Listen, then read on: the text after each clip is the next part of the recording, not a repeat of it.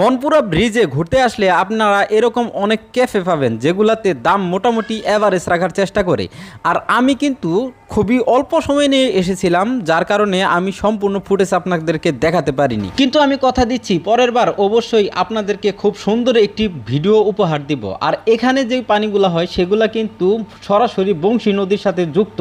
আর মধুপুরে যারা থাকেন তারা অবশ্যই এই নদীটি চিনে থাকবেন। মনপুরা ব্রিজে যখন পানি থাকে তখন কিন্তু এই সমস্ত ক্যাফেগুলোর পরিবেশ সম্পূর্ণ চেঞ্জ হয়ে যায় এবং এখানে খাবার জন্য লাইন লেগে থাকে। আপনি যদি এখানে কিছু খেতে চান তাহলে আপনার অনেক অপেক্ষা করার পর খাওয়া লাগবে।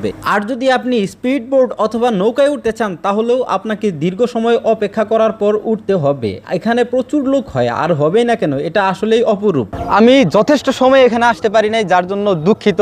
আমি পরবর্তী কোনো ভিডিওতে এটা ডিটেলসে সব কিছু আপনাদেরকে দেখানোর চেষ্টা করব।